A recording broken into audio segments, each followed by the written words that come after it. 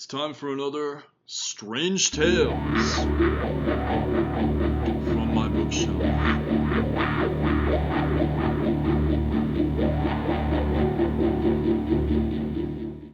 And you haven't defined this thing you are afraid of, even to yourself? He asked me when I had finished. No, I answered. He took a sip of wine. Between us, we ought to be able to understand it, if we think about it a little. I don't want to think about it anymore. Then it will go on festering in your mind, and in mine as well. I'll always wonder if you could not have told me something more that would make this thing any less intolerable.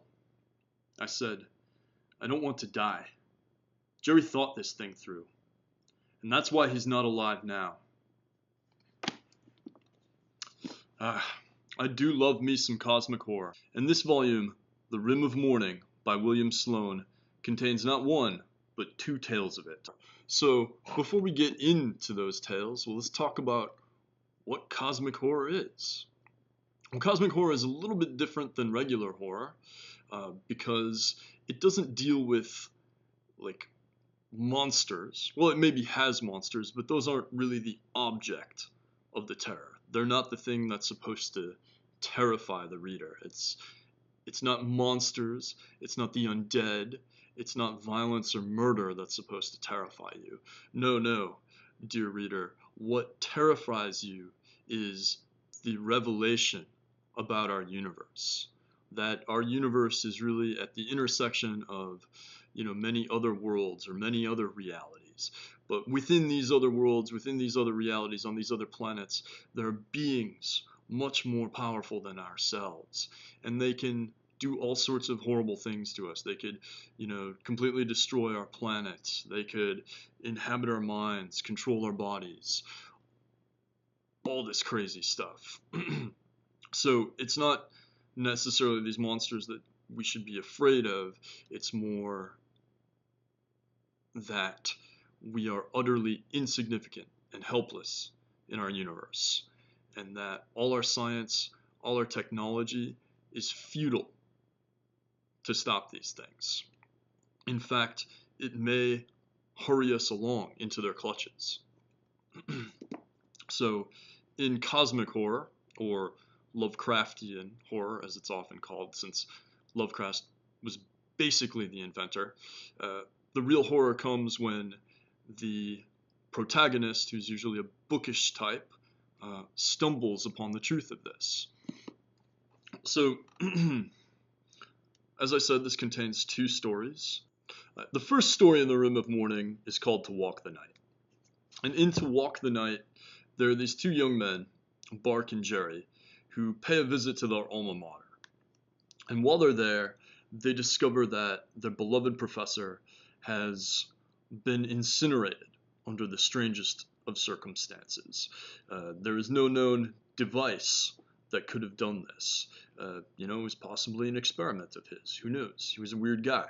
But what was stranger still is his very young, very brilliant, very beautiful widow, who immediately takes a liking to Jerry.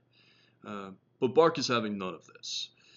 He gets some very disturbing vibes from Selena. Vibes of possibly the uncanny valley variety. He senses that there's something not quite human about her. From here, the story proceeds according to the typical cosmic horror formula. At first, the characters notice something odd is going on. Something like X. But X is too absurd. So let's just dismiss X out of hand. Alright? 2.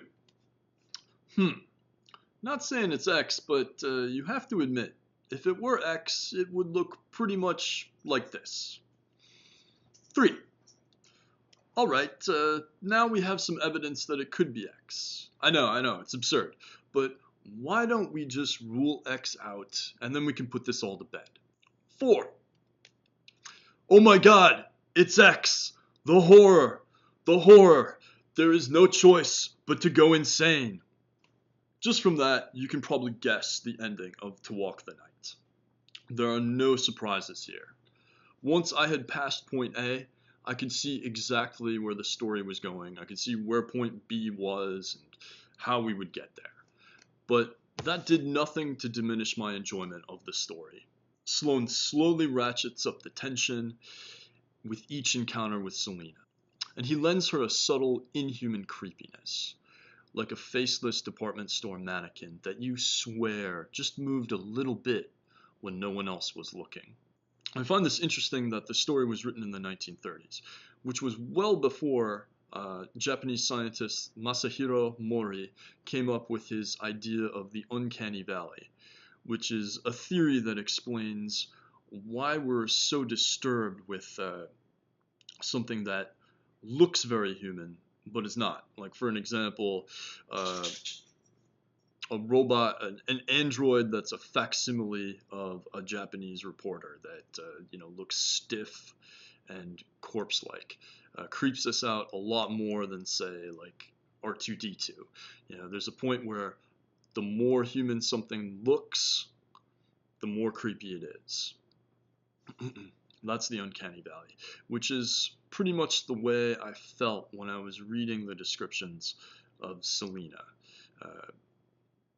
The main character, Bark, describes her like some sort of statue come to life, or some horrible Galatea, which is the name given to Pygmalion's creation.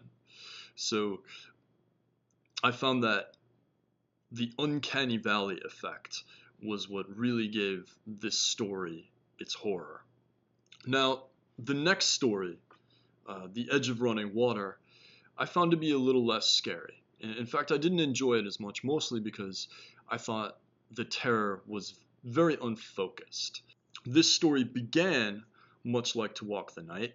A young man was returning to the home of his mentor, only to discover that he had gone insane and was working on some horrible machine. He's also out there in the Maine wilderness with some small town folk who also themselves seem pretty menacing, and there's this mysterious woman who is assisting his uncle with his experiments. And we don't know what her motives are, but she seems to exude a palpable menace about her.